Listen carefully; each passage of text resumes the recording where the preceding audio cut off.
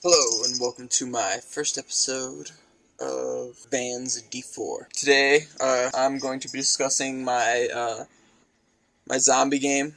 It's just a simple D6 based game, and you use a D20 for variance. So you just need some D20s, D6.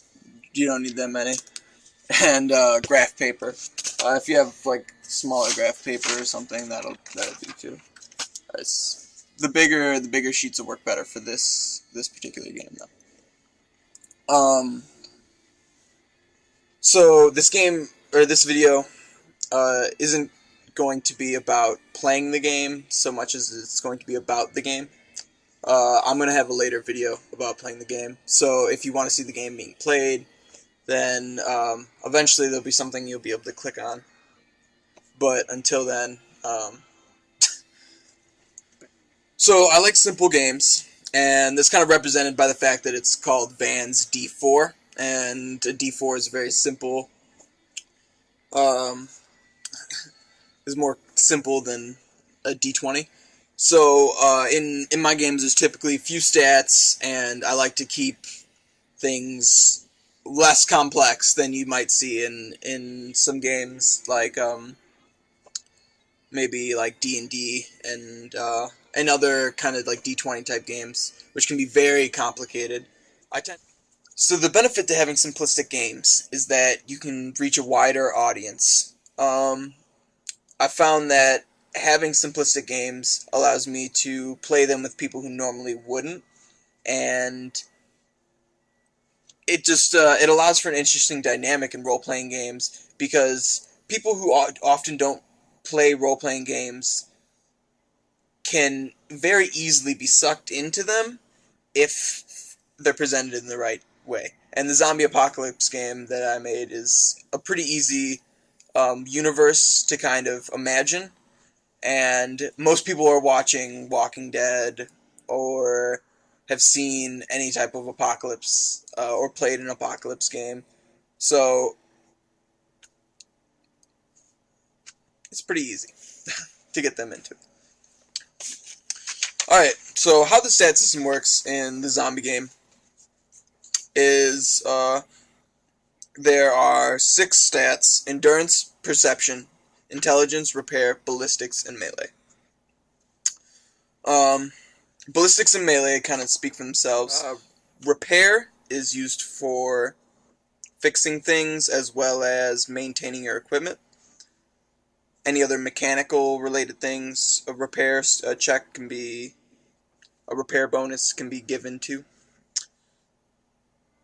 Intelligence is for technology as well as social checks. Perception is for spotting zombies or other people. Also maybe locating things within a room. Endurance is HP, and it doesn't apply to any particular checks. So the premise of the game is that someone wakes up after an initial apocalyptic situation. They had seen zombies outside, and whoever else they're playing with all shut themselves inside of a place and waited for weeks or days or however long they waited until they ran out of food and they realized they could no longer try to just wait out the zombie apocalypse for the government to come and save them, that they had to do something for themselves. So you start them off in a random house.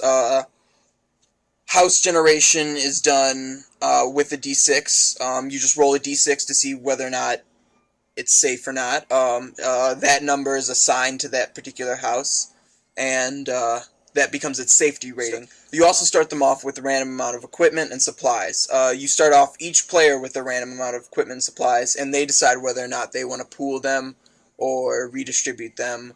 Or character generation is done with d6s. So they roll 12 dice, pick the best 6, and they're able to assign those dice to the particular stats. After they've generated their stats, they also get a random weapon, which is decided by either a d4 or a d6, and then also with a set amount of supplies. Once again, with a d4 or a d6 maybe even a D8 in some situations for supplies. You typically wouldn't want to do that for initial weapons, because you want to give them room to grow with weapons. Otherwise, the fun of the game can kind of be cut short, and it'll be more based on, I guess, acquisition of locations, which this game has a lot of room for expansion in different directions. From there, they're placed in a randomly generated house. You do this, once again, by rolling a d6. The d6 determines the safety of the house.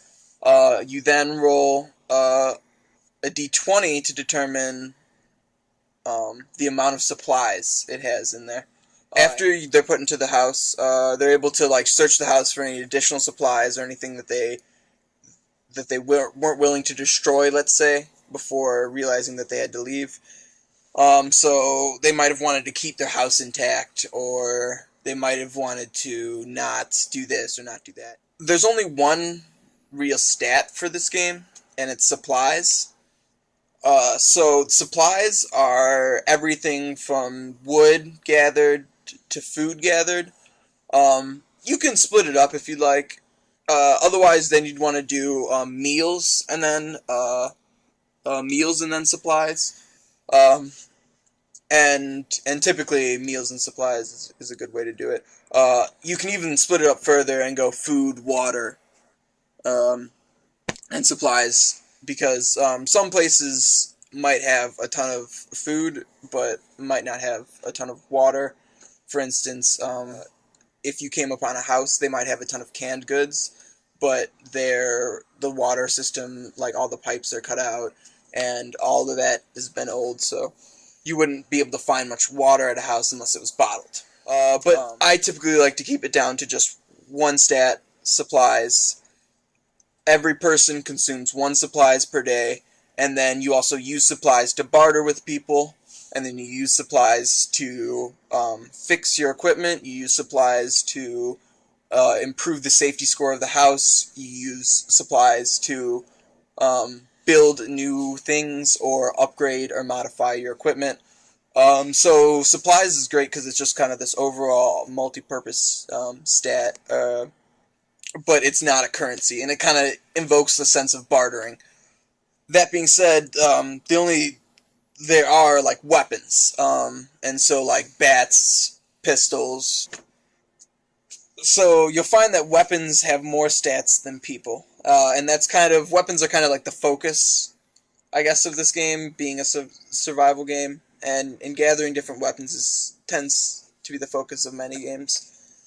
So there's a lot of kind of stats for weapons, but I'll go through them really quickly. You got whether or not they're melee or range, their accuracy, whether or not they're at will or encounter, and only guns are encounter. Most melee weapons are at will, which means they're used over and over until the fight ends. There's damage, and then their condition, and whether or not they're likely to break. So a condition always starts out higher than its initial value. For instance, a bat has a condition of 3 out of 2, which means when it first takes its first break point and falls down to 2, you cannot repair it back to its mint condition.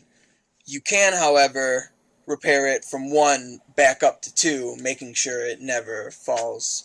Once it's down to 0, it still can be used, but it takes a 50% damage reduction, so incredibly impractical, and also has a chance of breaking completely. That being said, you can upgrade weapons. For instance, if you get a mint condition bat and you upgrade it to a spike bat, its condition becomes 4 out of 2. It also gets a +1 to its damage, but its likelihood to break increases because you've tampered with it. For the hunting bow here, it has a condition of 3 out of 3, a damage of 6, a break of 3 out of 20, and then an encounter 2. Its accuracy is 8+, and it is a ranged weapon, obviously. Encounter 2 means that it'll be able to fire twice before melee people will be able to attack at all. But at that point, once melee people can fight, ranged weapons can no longer be used in melee. melee weapons. So since melee weapons typically have a 5+ accuracy, that means that you can get it down to a point where your hits are automatic. And if you roll a 1, you only receive a glancing blow, which deals 50% damage if you're receiving automatic hits. Alright, so note, I've been saying that weapons have a 5+ bonus, and they actually have a 6+ bonus, so that is a mistake on my part, and I apologize. Now that you have the character completely generated, the house completely generated, you're able to have them set off on their first day of exploration. They get 5 actions per day, and an action typically involves moving to a location, a place that can be like relatively far distance. If it's a place they haven't been, they're required to move incredibly slowly. In other words, only 2 houses per action. Mainly because they're incredibly wary of any zombies or any threats, and they're also diligently checking everywhere, trying to be as perceptive as possible. That being said, some are more perceptive than others, and some will be more diligent than others. The amount of time for an action can vary greatly, because running into a whole bunch of zombies is considered an action, just fighting them in and of itself. And then building something is an action, repairing something is an action. Occasionally buildings will require multiple actions. Repairing equipment typically only requires 1 action. Talking to people, negotiating things requires actions. So an action is basically an hour to 2 hours, and it seems kind of ridiculous that it'd take 2 hours to only move like 3 houses down the block, but it's a game, you know. So this game requires the DM to do quite a bit of work to carry the story along and really create a dynamic for the players. So that being said, inexperienced DMs should not attempt to try to tackle this game without having a plan, at least, for what's going to go on. That being said, there's also a lot of random generation in this, so whenever you move to a new location, you always randomly generate that building. So that means it could be a house, it could be a grocery store, it could be a gas station, and then whether or not that building is destroyed or looted already or has somebody inside of it. Alright, so now I'm going to show you how to essentially set up the game. So we start by initially generating a house. We rolled a 2. So we create the house on the nice little boulevard. So now we'll create the character sheet. That's incredibly simple. We just write down the stats as they are. We have endurance, perception, intelligence, repair, ballistic skill, and melee skill. Alright, so you grab 12 dice and you roll them. And let's see what we got here. So I'm going to pick the best ones, and oh my gosh, wow, shit.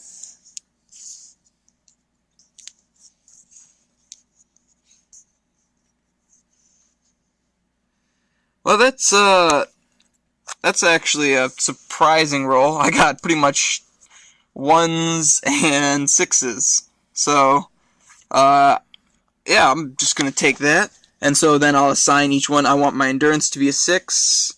Really, it's just a ton of 6s. I have 1 5, so I'm really just picking my weakest stat. And I guess for this character, we're going to have his weakest stat be repairing things. So it'll only be a +4. Endurance will be 6 out of 6. And then everything else will be +5s. So we pretty much created the man who was born to survive the apocalypse. It's a shame he will never actually be playing it. Finally, we'll include his name. His name will be Joe. And we'll roll for his weapon. A 3. So we'll give him a bow. And then we'll roll for his initial amount of supplies. That's a simple setup to the character sheets. So we typically start out in like a suburban setting. So you also want to fill in any other place adjacent to that house on the boulevard. And so let's say we're going to just say that there's a fence in the back of their house. Fences don't really impede movement in any particular way. They just do block vision. And so you don't know what's on the other side of this fence, except for the fact that you've been living here your entire life. But you don't know what's on the other side now. So you'd put a 6 here, and so the DM would also randomly generate these next buildings based on whatever they could be. So instead of rolling a d6, he'd be rolling a d20. So I'm just going to pretend that I rolled all houses for the surrounding area. Note, if you do this in the city, these could be apartments or something like that. And then you just pack them closer together, and yeah, and you can do multiple floors just by like making clear definitions between. For instance, like if I wanted to make this building a multi-layer house, I might just go like this, and then create a second layer right here. We roll the 2. So this is a very unsafe house. So let's say they want to move to the next location, to the next house. They would either choose a house, or they'd be like, I want to try my luck by moving further down the road. So once they would get to wherever they couldn't see, in which case this would be over here, they would roll and 5. So that means they find a house, rolling d6, getting a 4. So this is obviously safer house, so they want to go inside and inspect it. Now you would roll for whether or not it's been looted or sacked. 18, so that means it's pretty much in mint condition, nearly, and you're able to find, I believe it's D10 supplies in there. So yeah, and then it pretty much goes on from there. Additionally, they also might, on a roll of 18, get a weapon option, but that's always at the DM's discretion. Okay, so yeah, I guess I'll show you some setups that have happened before, just to give you kind of an idea. Alright, here we go. Here we have Butters and Deb playing. Alright, I think a Deb is an NPC that was acquired through social interaction. So he started out at a house with a 3 security. This is an older version, so I draw the inside of the house just for effect. Plus, I had the time. So he moves across here, finds a better house, most likely stays in there a couple nights, moves over to here, checks that out, finds a shed or maybe a shop, a small gas station, finds a small wreckage of cars, moves over here. This is definitely a shop of some sort. Moves up here. This is a bar with a security of 5. So it looks like he ended the game making shelter in the bar. If we see here, there's, you can probably barely see them on the camera, but there's tiny little X's. These mark indications of conflict. There's X's inside the bar. I see there's X's outside the bar, so that means he had conflict moving into the bar. There are no X's by the cars here. X's by this small... Yes, this is definitely a gas station. There's an X inside the gas station and an X outside the gas station, so not very many zombies. And then, surprisingly, I do not see any X's around here, so maybe he ran into another person, Deb. So now we're going to look at their equipments and their stats. Butters rolled a 6 for endurance, a 4 for perception, a 2 for intelligence, a 5 for repair, a 2 for ballistics, and a 6 for melee. Their supplies are at 22, and their equipment is, let's see, Butters has a spiked bat, a crowbar, and a pistol, and Deb has a bow and a knife. Ooh, but Deb also is infected, apparently, and she will turn in 8 more turns, in 8 more actions. So she's not bound for this world, unfortunately. I don't know if you can see on the sheet, but ballistics and melee both get a +2, and but I'm saying that they have a skill of 3. That's because when calculating all of the other ones, they are bonuses, and so a stat of 1 confers no bonus, and a stat of 2 confers a +1 bonus. So it's really just take the dice and -1 from it, and that's how much you get to add to that roll. And then all of it except for endurance, once again, because endurance is just whatever the dice roll is. So if it's a 6, it's a 6. So also for non-player character generation, the DM completely creates those characters. So when they run into a person, there's also a random roll to see like whether or not it's going to be an aggressive person or not.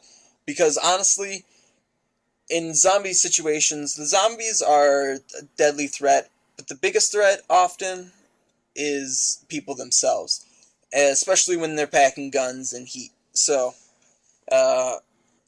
that's always a nice effect, because humans are a rare find in this game, and so you typically don't find colonies or organizations unless a DM has set up. So yeah, that's just like a basic synopsis of it. In the next video, you'll see how the game is played and kind of get a feel for it, which will be out really soon. I'll also include additional charts for like the building generation and other things. I just haven't digitized them, and I don't want to hold up a bunch of pieces of paper in front of a camera. So. Hey, I hope you enjoyed that. I'll be posting videos at least once a week, so subscribe, like, and maybe I'll take one of your suggestions and make it into a game.